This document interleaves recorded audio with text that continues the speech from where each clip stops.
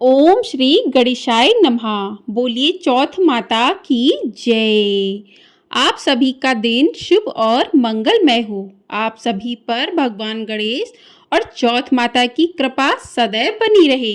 आज की वीडियो में हम जानेंगे कि साल 2025 में सकट चौथ का व्रत किस दिन किया जाएगा, पूजा के शुभ मुहूर्त क्या रहेंगे और चंद्रोदय का शुभ समय क्या रहेगा। तो आप सभी लोग हमारे साथ जुड़े रहिएगा और वीडियो को पूरा जरूर देखिएगा।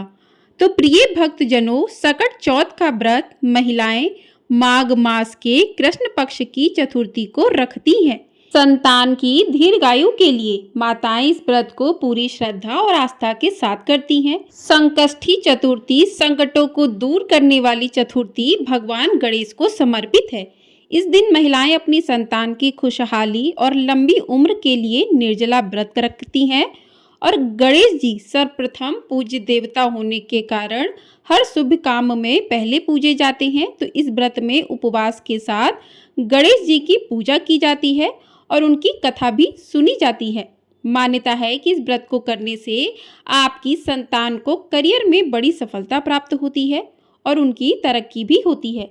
इस दिन गणेश भगवान के साथ ही चौथ माता का पूजन भी किया जाता है और महिलाएं पूरे दिन उपवास रखकर कथा सुनकर रात्रि में चंद्रमा को अर्घ्य देकर ही उनका व्रत पूर्ण माना जाता है। उसके बाद वो अपने व्रत का पारण करती हैं। तो प्रिय भक्तजनों, आइए अब जान लेते हैं कि साल 2025 में सकट चौथ किस दिन मनाई जाएगी। तो चतुर्थी तिथि प्रारंभ होगी 17 जनवरी शुक्रवार सुबह 4:06 से और चतुर्थी तिथि की समाप्ति है 18 जनवरी शनिवार सुबह 5:30 पर।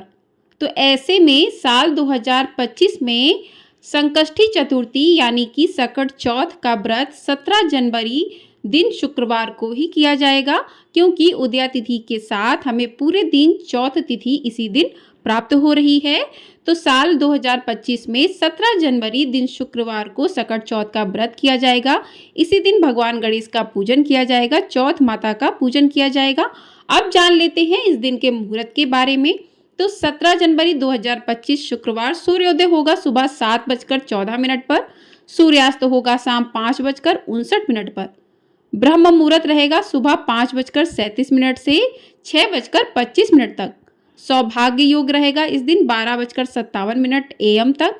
उसके बाद में शोभन योग रहेगा। अमृत काल मुहूर्त सुबह 10:11 से 11:53 तक रहेगा। राहु काल सुबह 10:30 बजे से लेकर 12 बजे तक का रहेगा। राहु काल में कोई भी पूजा पाठ नहीं किया जाता है, तो इस समय में कोई भी पूजा नहीं की जाएगी। तो ये जो भी मुहूर्त हैं, इन मुहूर्त में ही पूजा की जाएगी।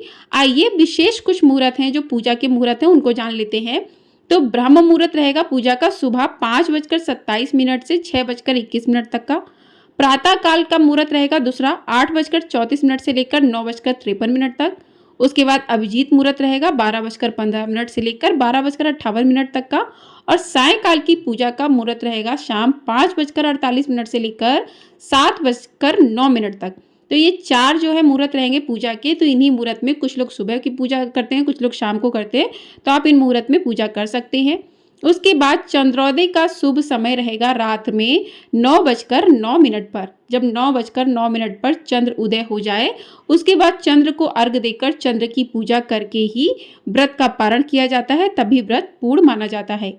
अब बात कर लेते हैं कि इस दिन आपको पूजा किस प्रकार से करनी चाहिए, संपूर्ण पूजा विधि क्या रहेगी। तो सकट चौथ की पूजा के लिए आपको 17 जनवरी को सुबह जल्दी उठकर स्नान आदि कर लें। उसके बाद आप मंदिर की साफ सफाई कर लें।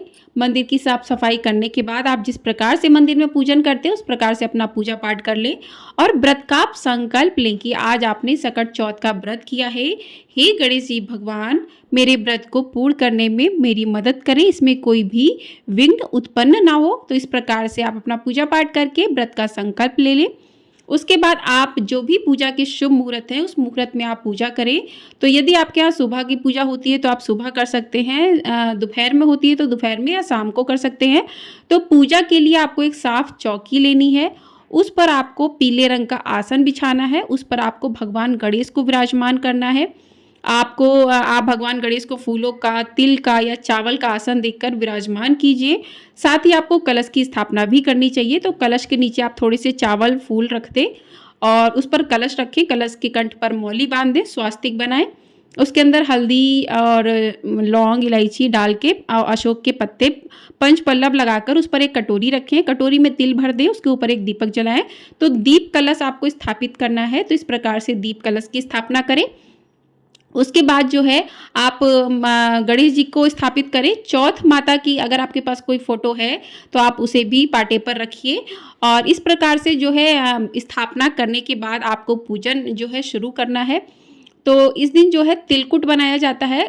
तिल और गुड़ को मिलाकर कूट कर जो तिलकुट बनता है। कुछ लोगों के यहाँ बकरा भी बनाया जाता है, उसको फिर घर का बड़ा बेटा सिक्के या चांदी की चीज़ से काटता है उसका सर। तो इस तरीके से सबके यहाँ की अलग अलग अपनी अपनी परंपरा होती हैं। तो मैं आपको एक साधारण सी विधि बता रही हूँ कि जिस प्रकार से सकट चौथ की पूजा की जाती है।